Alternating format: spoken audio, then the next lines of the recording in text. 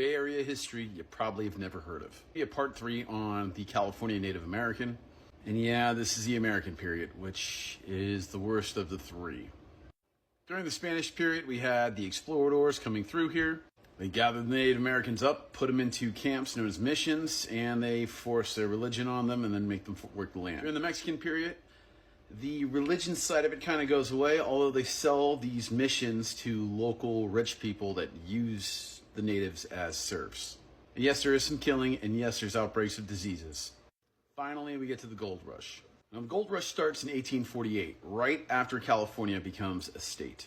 Now you might say, why don't they call them the 48ers? Because in 48, it was locally run. People that lived in the state were actually going on the gold rush. 49 is how long it took everyone to get to California, and roughly around 300,000 people moved into this area. Now, this was a very violent time, and 1 out of 1,000 miners actually made money off the gold rush. Most people made money selling things to miners. What about the California native? To call it a genocide is justified in this situation. Many Americans moving into California saw the native as kind of a nuisance, a plague, something that needed to go away. Is this really a shocker? So I'm going to stick with de jure, meaning by law.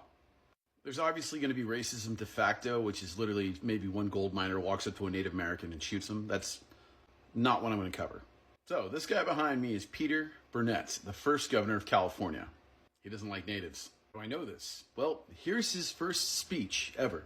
And I quote, that a war of extinction will continue to be waged between the races until the Indian race becomes extinct.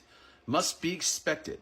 Well, we cannot anticipate this result, but with painful regret, the inevitable destiny of the race is beyond the power or wisdom of man to avert. Peter Burnett. That sounds like manifest destiny to me. So how would this happen? Well, the bounty system.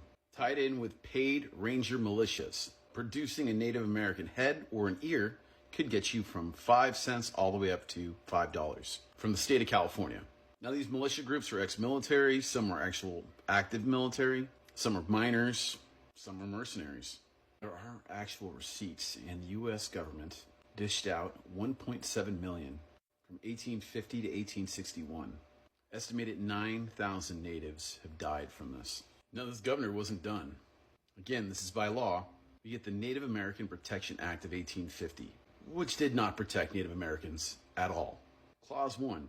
Any Native American seen wandering around could be arrested for vagrancy, and then, you guessed it, used as manual labor. Clause 2. White men could bail out Native Americans and use them for paid labor, and they're just paying off the fine.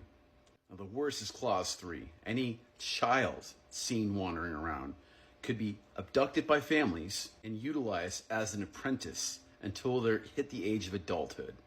This should sound familiar. It literally is the Black Codes of 1866. Now, those of you that don't know what these are, take the word slavery and change it to Black Code, and that's what you get. The federal government stepped on the South. That is what was happening right after the Civil War ended.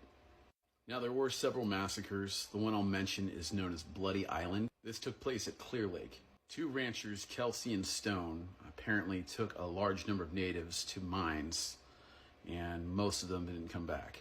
On top of it, they were known for sexually assaulting the women, and some of the men from these 2 tribes got upset and killed them, which led to the U.S. Army massacring both tribes, the Pomo and the Wapa. A lot of this information was not given to me in high school or grammar school. I got a lot of this in college. Now I teach U.S. history, and you know I talk about this. This is one of those issues where people just assume history is history, and we leave stuff out. And why are we talking about all these negative things? It's like, well, we need to learn from our mistakes. Thank you so much.